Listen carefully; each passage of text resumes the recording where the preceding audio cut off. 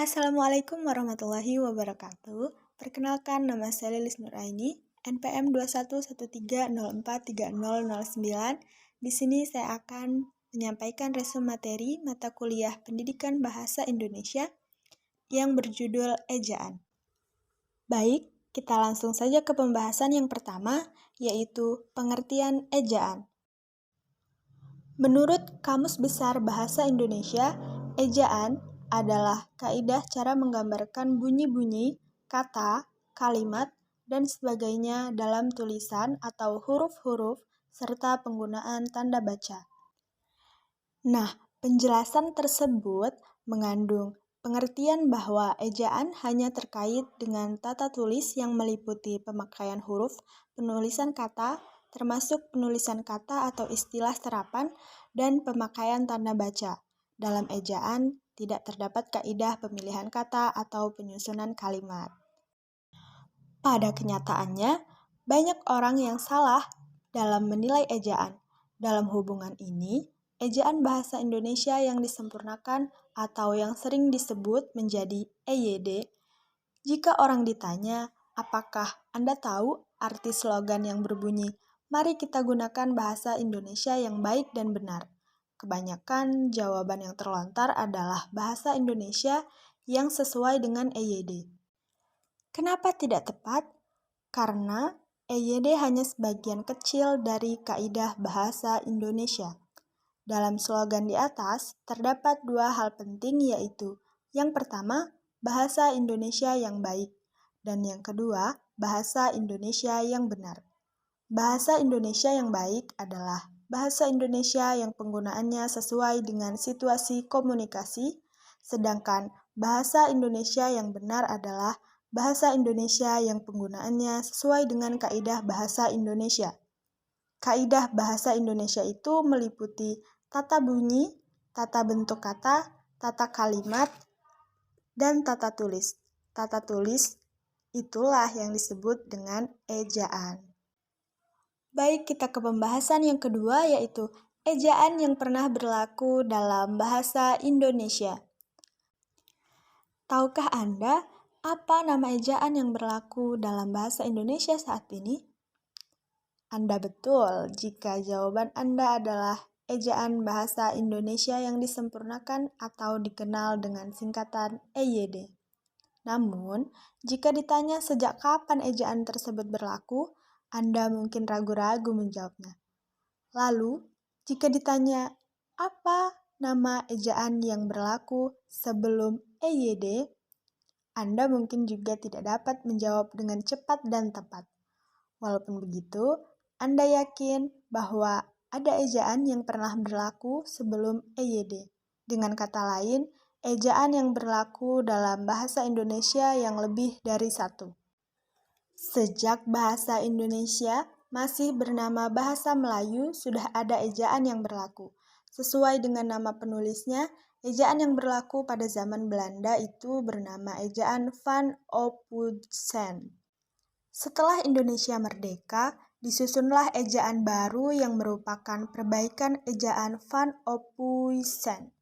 Ejaan itu diberi nama ejaan Republik atau ejaan Suwandi. Setiap pergantian ejaan tentu ada perubahan. Nah, berikut kita lihat beberapa contoh perubahan ejaan.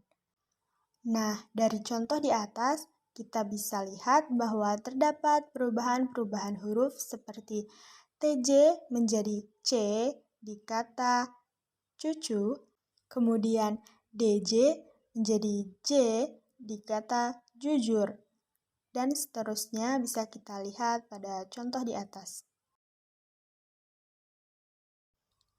Oke, kita lanjut ke pembahasan yang selanjutnya, yaitu ejaan dan transliterasi. Selain ejaan, ada pedoman yang mengatur tata cara alih aksara. Salah satu pedoman alih aksara itu adalah pedoman alih aksara Arab Latin.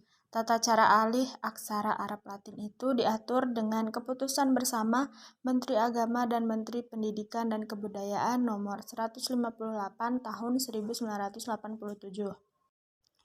Kemudian, apa persamaan dan perbedaan antara pedoman ejaan dan pedoman transliterasi Arab Latin? Persamaannya adalah bahwa baik pedoman ejaan maupun pedoman transliterasi sama-sama mengatur cara penulisan dengan huruf Latin.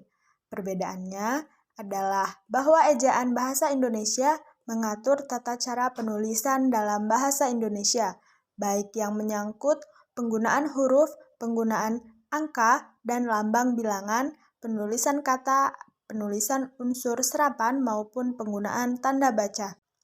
Dalam surat-surat resmi, sering digunakan tulisan salam dengan menggunakan bahasa Arab yang ditulis dengan huruf Latin. Bagaimana penulisan ucapan salam tersebut? Penulisannya mengikuti aturan ejaan bahasa Indonesia atau aturan transliterasi Arab Latin. Apakah kata alaikum ditulis dengan tanda apostrof atau tidak? Apakah ucapan salam itu ditulis dengan huruf miring atau tidak? Jawabannya sudah jelas. Ucapan salam tersebut bukan bahasa Indonesia meskipun ditulis dengan huruf Latin. Oleh karena itu, penulisannya mengikuti kaidah transliterasi Arab Latin. Ucapan salam ditulis dengan tanda apostrof dan dengan huruf miring. Baik, kita lanjut ke pembahasan selanjutnya yaitu pemakaian huruf kapital. Salah satu persoalan yang boleh dikatakan tidak sederhana adalah penulisan nama diri dan bukan nama diri. Lalu, apa yang dimaksud dengan nama diri? Jika kita buka KBBI, kita dapati bahwa nama diri berarti nama yang dipakai untuk menyebut diri seseorang, benda, tempat tertentu, dan sebagainya. Dalam makna itu, terdapat kata tertentu yang dapat pula diartikan sudah pasti. Dengan kata lain, dapat dinyatakan bahwa nama diri itu sudah pasti atau satu-satunya atau tidak ada yang lain. Salah satu kaidah penggunaan huruf kapital adalah bahwa huruf kapital dipakai sebagai huruf pertama nama bangsa, suku bangsa, dan bahasa. Di atas terlihat contoh seperti negara Indonesia. Itu adalah tulisan yang salah. Kenapa? Karena N pada kata negara dia menggunakan huruf kapital. Yang seharusnya adalah huruf N pada kata negara menggunakan huruf kecil. Karena kata negara bukan merupakan kata dari nama bangsa atau nama suku dan nama bahasa. Kita lanjut ke penggunaan huruf kapital yang menimbulkan masalah. Bisa kita lihat contoh-contoh kalimat yang mengandung kesalahan penggunaan huruf kapital di atas. Kata atau kelompok kata yang dicetak miring dalam kalimat di atas adalah kata atau kelompok kata yang bermasalah jika dilihat dari segi penggunaan huruf. Penjelasannya yaitu yang nomor 1, kalimat nomor 1 tidak benar karena gelar akademik tidak didahului nama orang. Dalam pedoman umum ejaan bahasa Indonesia yang disempurnakan, dinyatakan bahwa gelar akademik ditulis dengan huruf awal kapital jika diikuti atau didahului nama orang. Kita lanjut ke penulisan kata. Penulisan gabungan kata berimbuhan, contohnya seperti di atas. Penulisan kata bekerja sama seperti pada kalimat Badan Pengembangan dan Pembinaan Bahasa atau Badan Bahasa bekerja sama dengan Kementerian Luar Negeri itu tidak benar. Tulisan seperti itu masih banyak ditemukan dalam berbagai jenis tulisan. Ada 2 yang harus diperhatikan hubungan dengan penulisan kata bekerja sama, yaitu yang pertama, kaidah penulisan gabungan kata, dan yang kedua, kaidah penulisan gabungan kata berimbuhan. Dalam pedoman itu dinyatakan bahwa unsur terikat atau unsur yang tidak dapat berdiri sendiri ditulis serangkai. Di atas bisa kita lihat contoh imbuhan kata yang benar dan yang salah. Berdasarkan penjelasan tadi, dapat disimpulkan bahwa gabungan kata berimbuhan bekerja sama harus ditulis terpisah. Dengan demikian, penulisan pada kalimat satu di atas dapat diperbaiki. Kita lanjut ke materi selanjutnya, yaitu penulisan kata depan. Kata depan yang sering salah dalam penulisan adalah kata depan di dan ke.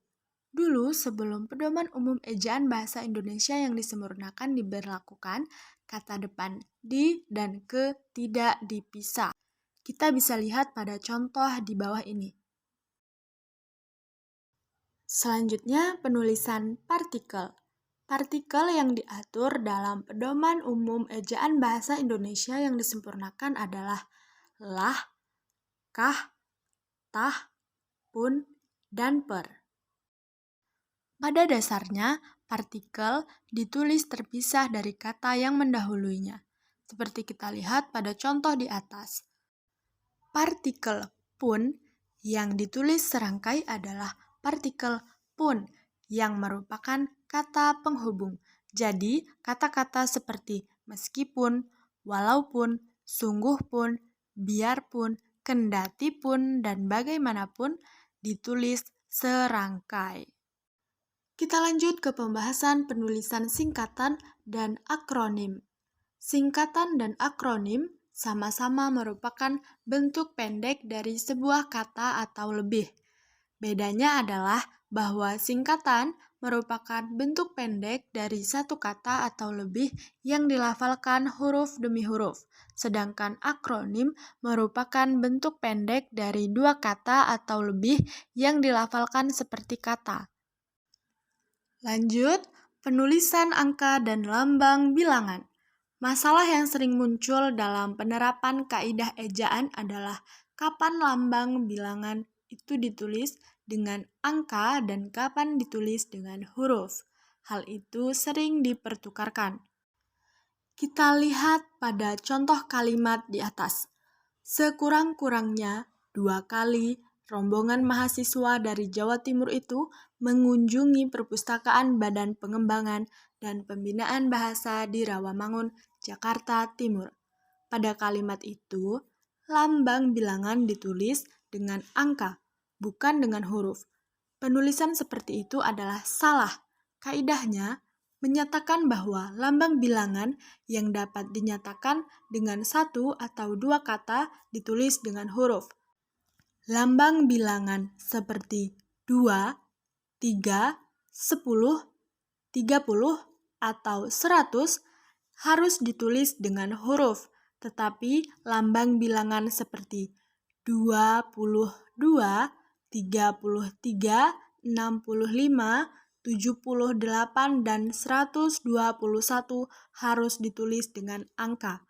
Oleh karena itu, lambang bilangan 2 seperti pada kalimat di atas harus ditulis dengan huruf. Penulisan kata ganti dan kata sandang. Dalam Pedoman Umum Ejaan Bahasa Indonesia yang disempurnakan diatur penulisan kata ganti ku, kau, ku, mu, dan nya. Lalu, kata sandang yang diatur adalah si dan sang. Penulisan kata ganti ku diakroklitik atau terletak di depan, dan kata ku dia enklitik atau terletak di akhir, tidak menimbulkan masalah dalam penulisannya. Penulisan kata seperti ku sampaikan, ku ambil, bukuku, atau rumahku tidak menimbulkan masalah. Penulisan kata ganti mu dan nya juga tidak menimbulkan masalah. Penulisan kata seperti suratmu, pendapatmu, masalahnya, atau jumlahnya tidak menimbulkan masalah. Yang sering menimbulkan masalah adalah penulisan kata ganti kau. Penulisan kau lebih banyak salah. Kita lanjut ke pemakaian tanda baca. Tanda baca yang diatur dalam Pedoman Umum Ejaan Bahasa Indonesia yang disempurnakan meliputi tanda titik, tanda koma, tanda titik koma, tanda titik dua, tanda hubung, tanda pisah, tanda tanya, tanda seru, tanda elipsis, tanda petik, tanda kurung, tanda garis miring, dan tanda apostrof. Baik, yang pertama ada tanda titik. Penerapan kaidah tanda titik tidak banyak menimbulkan masalah selain yang dibahas pada penulisan singkatan atau akronim. Namun, ada kesalahan yang masih sering ditemukan yaitu penggunaan tanda titik pada akhir penomoran yang lebih dari satu angka dan digunakan pada angka atau huruf yang sudah menggunakan tanda kurung. Yang kedua, tanda koma.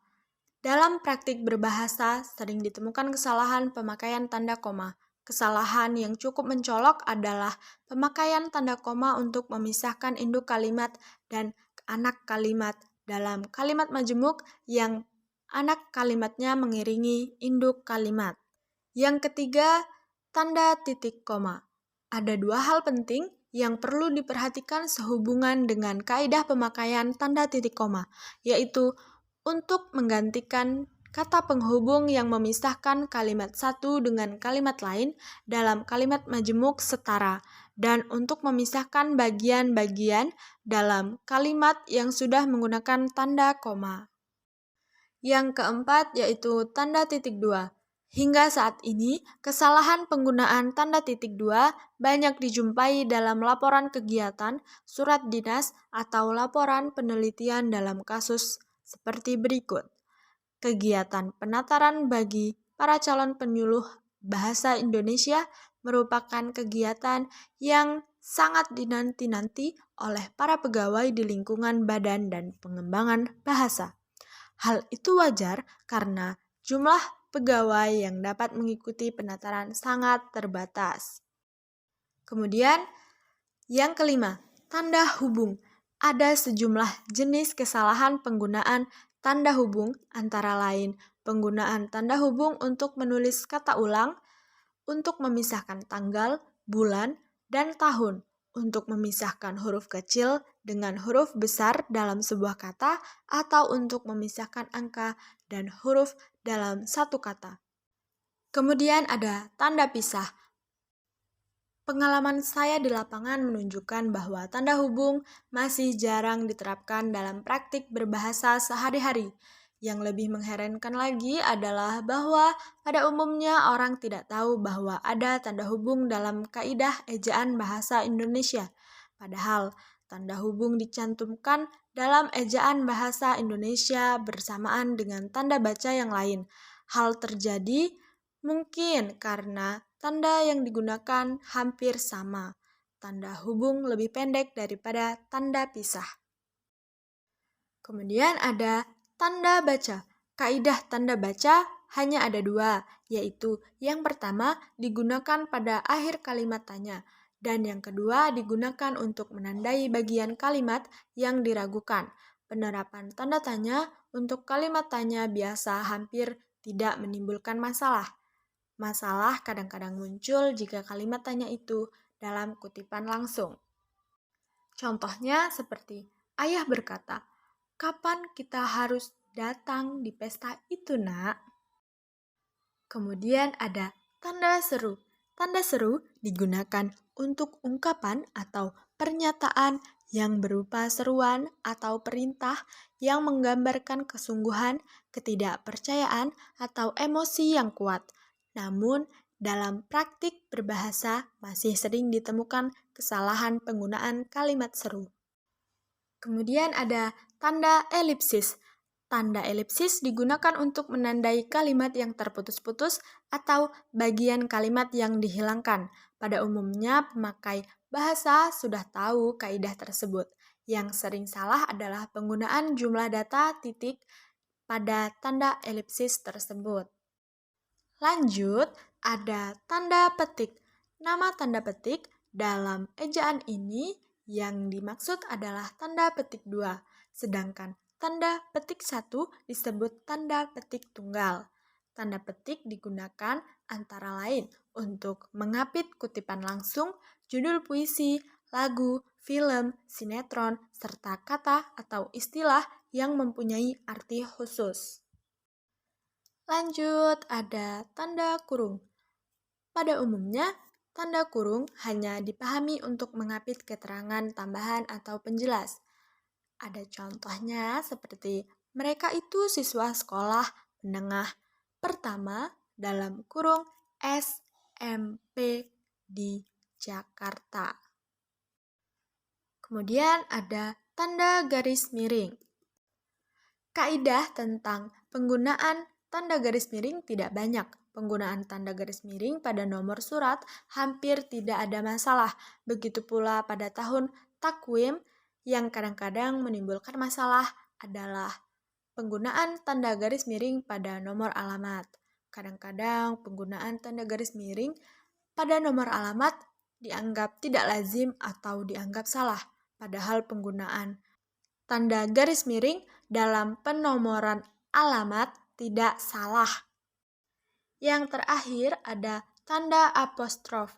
Kaidah tanda penyingkat atau apostrof hanya satu, yaitu bahwa tanda apostrof digunakan untuk menunjukkan bagian kata atau bagian angka tahun yang dihilangkan.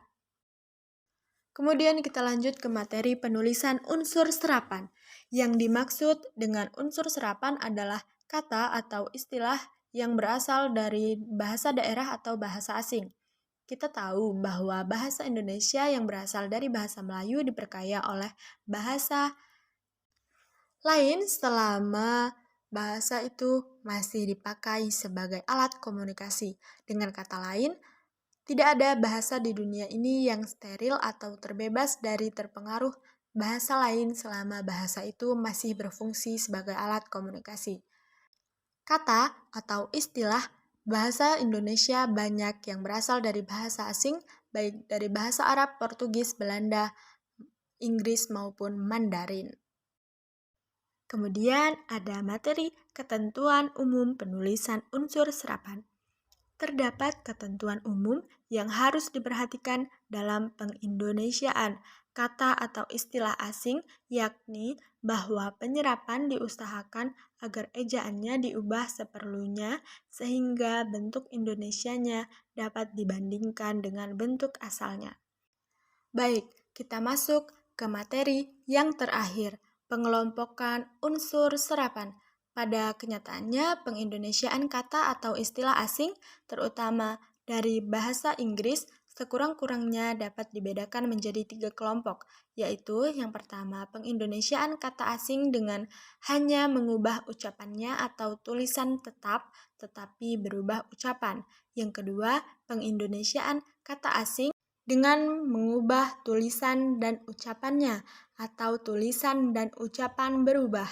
Yang ketiga, pengindonesiaan kata asing yang sudah lazim. Nah, sekian penjelasan dari saya.